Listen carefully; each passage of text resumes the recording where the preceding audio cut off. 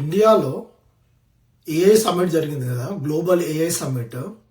ఈ సమ్మిట్లో French president Macron తను Indian origin నుండి వచ్చిన పెద్ద పెద్ద కంపెనీల సీఈఓ వాళ్ళందరూ ఇండియన్ ఆరిజిన్ వాళ్ళే అని గొప్పగా చెప్పిండు.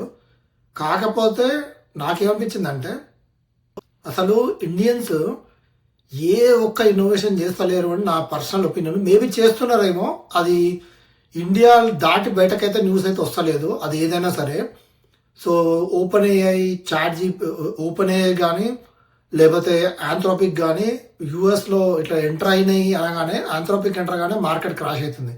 ఓకే, అంటే ఇంపాక్ట్ అంతా కొడుతుంది. అట్లనే చైనాలో వాళ్ళు తయారు చేసిన డీప్ సీక్ వచ్చింది అనే న్యూస్ రాగానే అమెరికన్ మార్కెట్లో ట్రిలియన్స్ ఆఫ్ డాలర్స్ పడిపోయినాయి. బట్ ఇండియా నుండి ఇట్లాంటి ఇన్నోవేషన్ అనేది సో ఫార్ అయితే రాలేదు.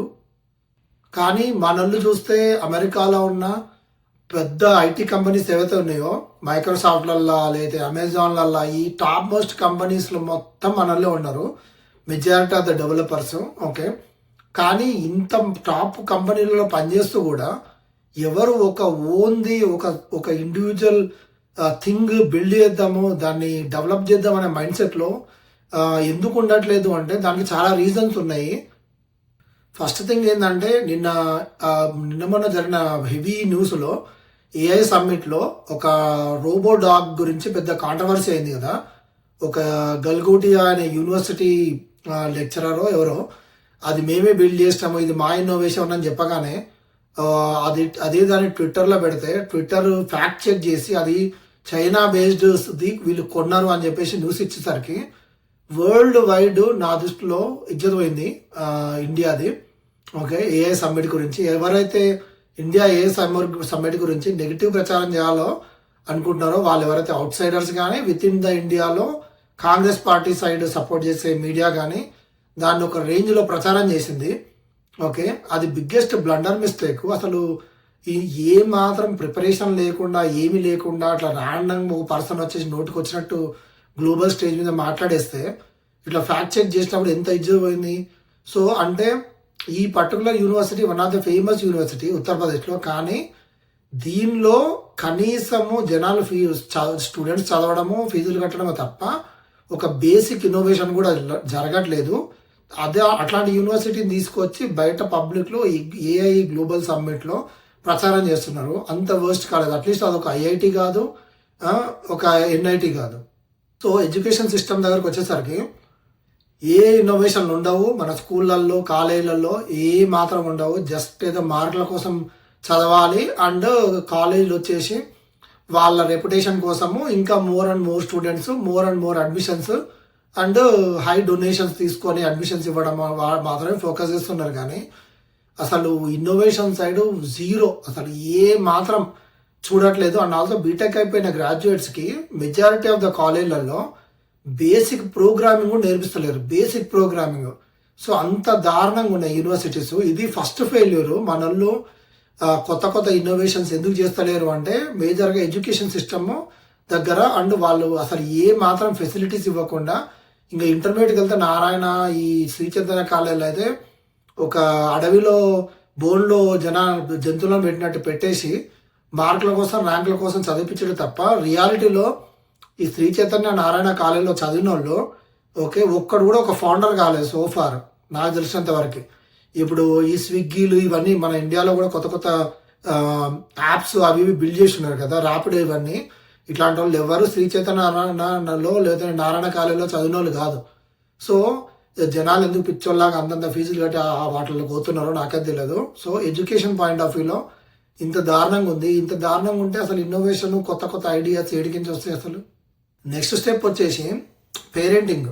ఓకే, ఇండియాలో పేరెంటింగ్ ఇప్పటికీ మారతలేదు. అట్లీస్ట్ ఈ జెన్జీ పిల్లలు కనీసము వాళ్ళ బయటకు వచ్చి అది మంచి చేస్తున్నారా చెడు చేస్తున్నారా తెలియదు, కానీ వాళ్ళకి నచ్చింది చేస్తున్నారు. అది తప్ప ఒప్ప అనేది సెకండరీ, బట్ వాళ్ళకి నచ్చింది అయితే చేస్తున్నారు. సో అట్లా కాకుండా ఇన్ని రోజులు ఉన్న జనరేషన్స్ అన్నింటినీ పేరెంట్స్ ఓవర్ కంట్రోల్ చేసి నువ్వు ఇంజనీరింగ్ చదవాలి, లేదా నువ్వు ఇదే చదవాలి, నువ్వు ఇదే జాబ్ చేయాలి, నీకు జాబ్ వస్తే చాలు, 30,000 వస్తే చాలు, 50,000 వస్తే చాలు, నీకు జాబ్ రావడం ఇంపార్టెంట్, ఇదే ఫోకస్ చేసి జనాలకి అసలు ఏదైనా ట్రై చేద్దాం కొత్తగా అని టైప్ ఆఫ్ థింకింగ్ కూడా లేకుండా చేశారు. బీటెక్ అయిపోయిన తర్వాత ఒక 30,000 50,000 శాలరీ వస్తే చాలు జాబ్, ఇంకా అంతకన్నా మనకి ఏం అవసరం లేదు అనే మైండ్ సెట్లు ఉంటున్నారు. కానీ ఏదైనా ఇన్నోవేట్ చేద్దాం, ఏదైనా క్రియేటివ్ థింకింగ్ చేద్దాము. బీటెక్లో 4 ఏళ్ళ మోస్ట్ వాల్యుబుల్ టైం దొరుకుతుంది. ఆ టైంలో మనకి maximum possible time, free time దొరికేది అప్పుడే. ఎందుకంటే ఆఫ్టర్ కాలేజ్ మిగతా టైం అంతా ఖాళీ. అదే నువ్వు జాబ్ ఈ స్టేజ్కి వచ్చిన తర్వాత నీకు జాబ్ స్ట్రెస్ ఉంటుంది, ఓవర్ నైట్ కూడా పడుకున్నా కూడా నిద్ర రాదు. సో అంత వాల్యుబుల్ బీటెక్ 4 years టైంలో జనాలకి ప్రాపర్గా ఏదో నేర్పిద్దాము, వాళ్ళని ఇన్నోవేషన్ సైడు షిఫ్ట్ చేద్దామనే మైండ్ సెట్లో ఉండలేరు. అండ్ ఆల్సో ఈ ఇంజనీరింగ్ కాలేజీలలో కూడా మెజారిటీ ఆఫ్ ద కాలేజ్లో ఏ ఇన్ఫ్రాస్ట్రక్చర్ ఉండదు. వీళ్ళకి ఏమైనా ఇన్నోవేట్ చేయడానికి కూడా ఇన్ఫ్రాస్ట్రక్చర్, బేసిక్ ఇన్ఫ్రాస్ట్రక్చర్ కూడా ఉండదు. సో ఇది సెకండ్ థింగ్. అండ్ ఇంకోటి ఏంటంటే పేరెంట్స్ ఇండియాలో, ఇండియన్ సొసైటీ ఒకటి ఇంకో ప్రాబ్లం. ఇండియన్ సొసైటీ ప్రకారం ఒక 28 30 years వస్తే జనాల పెళ్ళి అయిపోవాలి, అబ్బాయిలు అయితే. అమ్మాయిలు అయితేనేమో బిలో 25లో పెళ్ళి అయిపోవాలి.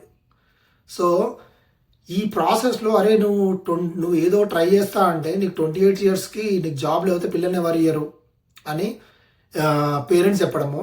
అండ్ సేమ్ థింగ్ అమ్మాయిలకు కూడా నీకు పెళ్ళైన తర్వాత హస్బెండ్ చెప్పినట్టు నువ్వు ఇద్దరు జాబ్ అనే చేసుకో, లేకపోతే ఇంటర్నల్ కూర్చో అని చెప్పి ఇటు చెప్పడం. ఇంకా ఇన్నోవేషన్ ఏడికి వస్తుంది. పేరెంట్స్ ఓవర్ కంట్రోల్ చేయడం వల్లనే ఆ పిల్లలలో బేసిక్ థింకింగ్ ఉంటలేదు, బేసిక్ ఐడియా ఉంటలేదు. రీసెంట్గా ఐ థింక్ జేఈ ఎగ్జామ్ ఏదో ఇండియాలో జరుగుతుంది కదా, దానిలో టాపర్స్ ఇద్దరు వాళ్ళు పిల్లలు ట్విన్స్ ఉన్నట్టున్నారు, 100% అట్లా వచ్చినట్టున్నాయి. వాళ్ళ వీడియో బాగా వైరల్ అయింది. వాళ్ళకి డాన్స్ చేయమంటే వాళ్ళకి ఎట్లా ఎంజాయ్ చేయాలో కూడా తెలుస్తలేదు. అంటే అంత దారుణంగా కూర్చోబెట్టి చదివించి వాళ్ళకి అసలు ఎంజాయ్మెంట్ అంటే ఏందో కూడా తెలియకుండా చేశారు. సో దీనికి మేజర్గా కారణం పేరెంట్స్. వెస్ట్రన్ కంట్రీ ఆర్ యూఎస్లో ఇన్నోవేషన్ వీటికి ఎందుకు ఇంత ఫాస్ట్గా ఉంటుంది అంటే, ఈడ at the age of high school అయిపోగానే నువ్వు 18 yearsకి రాగానే నీ లైఫ్ నీది, పేరెంట్స్ కంట్రోల్ చేయడానికి లేదు. నీ ఓన్ డెసిషన్ నువ్వు తీసుకుంటావు. అది గుడ్ థింగ్ తీసుకుంటావా బ్యాడ్ థింగ్ తీసుకుంటావా డజంట్ మ్యాటర్, బట్ నీ ఓన్ డెసిషన్ నీకు తీసుకోవడానికి ఛాన్స్ ఉంది. అండ్ ఇంకోటి ఏంటంటే ఈడ 28కి పెళ్ళి అవ్వాలి, 25కి పెళ్ళి అవ్వాలి, ఇట్లాంటి మైండ్ సెట్లు లేవు. వాళ్ళకి పెళ్లి చేసుకోవాలంటే చేసుకుంటారు, లేకపోతే లేదు. సో వాళ్ళ ఓన్ డెసిషన్. దానివల్ల అలా ఫోకస్ పెళ్ళి నా బేసిక్ సాలరీ అనేది కాకుండా నాకు ఇది ఇంట్రెస్ట్ ఉంది నేను ట్రై చేద్దామన్న మైండ్ సెట్లో వెళ్ళి అట్లా అచీవ్ చేసి మెజారిటీ ఆఫ్ ద ఈ ఇన్నోవేషన్ పట్టుకొస్తుంది వెస్ట్రన్ కంట్రీస్. ఎందుకంటే అక్కడ పేరెంట్స్ ఫుల్ ఫ్లెడ్జ్గా పిల్లల్ని కంట్రోల్ చేసే సిచ్యువేషన్స్ లేవు. కానీ ఇండియాలో ఇప్పటికీ చదువుకునేటప్పుడే కాదు, చదువు అయిపోయిన తర్వాత జాబ్ చేసేట తర్వాత మళ్ళీ పెళ్ళైన తర్వాత కూడా స్టిల్ పేరెంట్స్ వాళ్ళ పిల్లల్ని కంట్రోల్ చేద్దామని ట్రై చేస్తుంటారు. మేము చెప్పినట్టు వినాలి, మీకు నచ్చినట్టే చేయాలి, మాకు నచ్చినట్టు బిహేవ్ చేయాలి, మాకు నచ్చినట్టు చోటుగా నువ్వు ఇన్వెస్ట్ చేయాలి. ఇట్లా ప్రతి ఒక్కటి అంటే పెళ్ళయి వాళ్ళు చనిపోయే వరకు కూడా పిల్లల్ని కంట్రోల్ చేద్దామని ట్రై చేస్తే ఇంకా వాళ్ళకి ఏం ఇన్నోవేషన్ వస్తుంది, ఏం థింకింగ్ ఉంటుంది. సో ఇవి మేజర్ థింగ్స్. నా పర్స్పెక్టివ్లో ఇండియన్స్ ఇన్నోవేషన్ సైడ్ ఎందుకు టాప్లోకి వెళ్తలేరు, ఎప్పుడు చూసినా వేరే వాళ్ళ దగ్గర పనిచేయడానికి తప్ప. ఇప్పుడు గూగుల్ సిఇఓ కానీ, అమెజాన్ సిఇఓ కానీ, లేదా పెద్ద పెద్ద సిఇఓలు ఎవరైతే ఉన్నారో ఇండియన్స్, వాళ్ళ వల్ల పెద్దగా ఒరిగింది ఏం లేదు. వాళ్ళు జస్ట్ ఒక కంపెనీస్ ఎంప్లాయీస్. ఓకే, ఇప్పుడు నేను ఎట్లయితే హెచ్ఎంబీలో ఉండి నన్ను ఎవడైనా జస్ట్ లైక్ పీకేయచ్చు జాబ్లకించి, ఆ సిఇఓలను కూడా ఆ ఓనర్ కావాలనుకుంటే, ఆ ఫౌండర్ కావాలనుకుంటే తీసిపడేయచ్చు. వాళ్ళు టెంపరీ ఎంప్లాయీస్ అంతే తప్ప వాళ్ళు ఏదో తోపులేం కాదు. వాళ్ళు మహా అంటే 20-25 ఏళ్ళు ఇన్నోవేషన్ ఆ కంపెనీ స్టార్టింగ్ స్టేజ్ నుండి ఉన్నారు కాబట్టి వాళ్ళకు హయ్యర్ మేనేజ్మెంట్లోకి వెళ్ళి స్కోప్ దొరికింది. అంతేగాని వాళ్ళు రియాలిటీలో వచ్చి బయటకు వచ్చి దాన్ని ఇంప్లిమెంట్ చేసారా? ఇప్పుడు ఆంథ్రోపిక్ ఉంది, ఆ ఓపెన్ ఏఐ ఉంది, వాళ్ళు వచ్చి ఓన్గా తయారు చేసి వాళ్ళు ఫౌండింగ్ కంపెనీస్ని ఫౌండ్ చేసిన వాళ్ళు, అంటే కంపెనీ ఫౌండర్స్ వీళ్ళు. సో వీళ్ళు క్రియేట్ చేసారు కొత్తది. బట్ ఇప్పుడు గూగుల్ సిఇఓ వీళ్ళందరూ ఏం చేశారు? ఏం లేదు, వేరే వాడి కంపెనీలో పనిచేస్తున్నారు.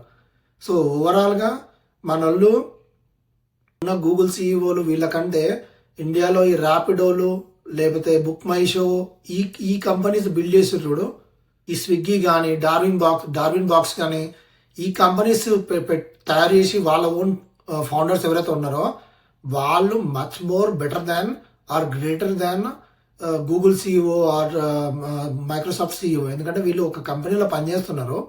ఓకే, వాళ్ళేమో ఒక కంపెనీని క్రియేట్ చేసి ఉన్నారు. So there is a huge difference.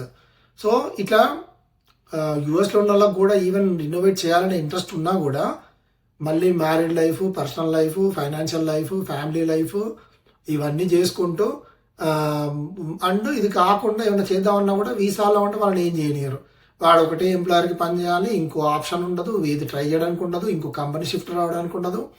At least ఇండియాలో ఉన్న వాళ్ళకైనా బేసిక్ పాసిబిలిటీ ఉంది ఓన్గా ట్రై చేయడానికి. కానీ యూఎస్లో ఉన్న వాళ్ళందరూ వేరే కంపెనీ డిపెండెన్సీ తోటే బతికేటోళ్ళే. సో వీళ్ళ దగ్గరికి ఇన్నోవేషన్ రావడం ఇంకా కష్టం కంపేర్ విత్ ఇండియాలో ఉన్న వాళ్ళు. సో ఇది మేజర్ రీజన్స్ నా పర్స్పెక్టివ్లో. కానీ థింగ్స్ చేంజ్ అవ్వాలి. ఇండియా చాలా వెనకబడింది. ఇట్లాంటి రోబో చైనా దగ్గరికి రోబో పట్టుకొచ్చి దాన్ని ప్రజెంట్ చేస్తే ఫైనల్గా గ్లోబల్గా ఇజ్జత్ పోయింది. సో దానికంటే ఆ ఇన్నోవేషన్కి హెవీ సపోర్ట్ ఇస్తే బెటరు. ఒక సైడ్ అమెరికా ఇన్నోవేషన్లో ఓపెన్ ఏఐ లేకపోతే ఆంథ్రోపిక్ ఇట్లా దూసుకుపోతుంది. అటు డీప్ సీక్ వచ్చింది చైనాలో. అండ్ 4th లార్జెస్ట్ ఎకనామీ ఉన్న ఇండియాలో మాత్రం ఏ ఇన్నోవేషన్ లేదు సో ఫార్. ఇట్లాంటి పర్టికులర్గా ఏఐ రిలేటెడ్ మాత్రం ఇన్నోవేషన్స్ అయితే నాకైతే సో ఫార్ కనపడలేదు. ఇవి రకరకాల రీజన్స్ మన వాళ్ళు ముందుకు వెళ్ళకపోవడానికి కారణమా. ఓకే, అంతేగాని మన వాళ్ళ టాలెంట్ లేదా అంటే ఉంది. స్ట్రాంగ్ టాలెంట్ ఉన్న వాళ్ళు చాలా మంది ఉన్నారు, చూస్తున్నాం కదా. ఇప్పుడు ర్యాపిడో ఆర్ ఓలా ఇట్లాంటివన్నీ బిల్డ్ చేసిన వాళ్ళు మన వాళ్ళే. సో మళ్ళీ ఇంకోటి ఇష్టం ఏంటంటే వాళ్ళు కూడా మెజారిటీ ఆఫ్ ద పీపుల్ ఐఐటీలలో చదివిన వాళ్ళు ఏం కాదు, నార్మల్ వాళ్ళు కూడా ఉన్నారు చాలామంది. సో టాలెంట్ ఉంది, కానీ దాని తగ్గ ఇన్ఫ్రాస్ట్రక్చర్ ఆర్ సపోర్టు గవర్నమెంట్ నుండి కానీ ప్రైవేట్ ఫండింగ్ నుండి కానీ అంత ఓవర్గా సపోర్ట్ లేనట్టుంది. అందుకే మన వాళ్ళు ముందుకెళ్తలేరు. బట్ ఒక నాకు తెలిసి 10 to 20 years ఆర్ 30 yearsలో ఇండియా ఇన్నోవేషన్ డెఫినెట్గా గ్రో అవుతుంది.